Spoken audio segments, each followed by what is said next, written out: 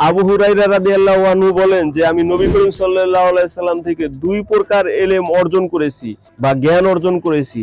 এক প্রকার ইলম আমি এই দুনিয়ার মানুষের কাছে প্রকাশ করেছি, আরেক প্রকার ইলম যদি আমি প্রকাশ করি তাহলে গলা কাটা যাবে। তাহলে সেই প্রকাশ করে নাই সেই গোপন ইলমটা কোথায়? নবী করিম সাল্লাল্লাহু আলাইহি সাল্লাম তো দুনিয়া সৃষ্টি হওয়ার আগেই নবী।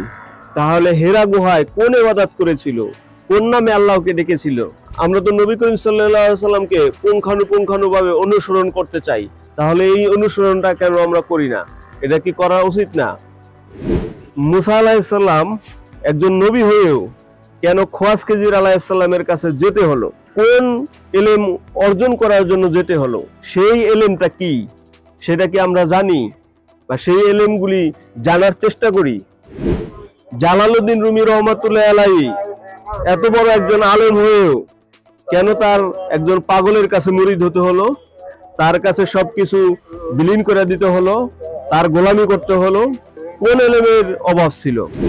এতক্ষণ যা বললাম এগুলি বিষয় যদি আরো বিস্তারিত জানতে চান, এটির গভীর সম্পর্কে জানতে চান, এই কোন ইলমের অভাবে এত বড় আলেম হয়ে একজন নবী হয়ে আরেকজনের কাছে যেতে হয়েছে, সেটা হলো ইলমে তাসাউফ বা মারফতের জ্ঞান। সেই মারফতের জ্ঞান আমাদের প্রতিটা মুসলমানের দরকার, প্রতিটা মুসলমানের জানার দরকার। তো আপনি কি কখনো জানার চেষ্টা করছেন, জানতে চাচ্ছেন? যদি আপনি জানতে চান তাহলে অলিয়া উলিয়ার দরবারে যেতে হবে অথবা অলিয়া উলিয়াদের লেখা বইগুলি পড়তে হবে। তো আজকে আপনাদের সামনে 8টি বই নিয়ে হাজির হয়েছি। এই 8টি বই আপনাদের সেই অজানাকে, যেই এলেমগুলি পৃথিবীর আলেম ওলামাদের কাছে জানা যায় না, মসজিদ মাদ্রাসায় জানা যায় না, সেই এলেমগুলি এই বইগুলিতে জানতে পারবেন। হেরা গুহার এলেম কোন অভাবে জালালউদ্দিন রুমি রহমাতুল্লাহ আলাইহি শামসে তাবরিজের কাছে গিয়েছিলেন, সেই এলেমগুলি এই বইগুলি জানতে পারবেন এই 8টি বইতে। এই 8টি বই একটু দেখাচ্ছি। এই যে দেখেন, মারফতের গোপন কথা, তারপরে দলিলুল মারফত, কোরআন হাদিসের কোথায় দলিল আছে সেই বিষয় নিয়ে এই বইটি, তারপরে মারফতের নিগুড় তত্ত্ব, তারপর মারফতের নূর, মারফতের চাবুক, তারপর মারফতের আমলে মারফত, আমলে মারফত আমরা যেমন শরীয়তের আমলগুলি জানি, মারফতের আমল জানি, সেই মারফতের আমলগুলি জানতে এই বইটি পড়তে হবে। তারপর আশারে মারফত, এটাও মারফতের গোপন কথাগুলি এটার ভিতরে।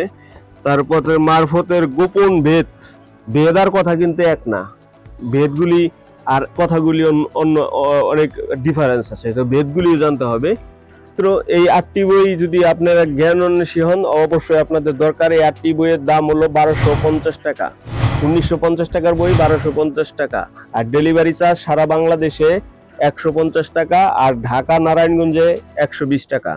যদি কেউ অর্ডার করতে চান তাহলে আমাদের ওয়েবসাইটে গিয়ে অর্ডার করুন অথবা স্ক্রিনে দেওয়া নাম্বারে যোগাযোগ করুন।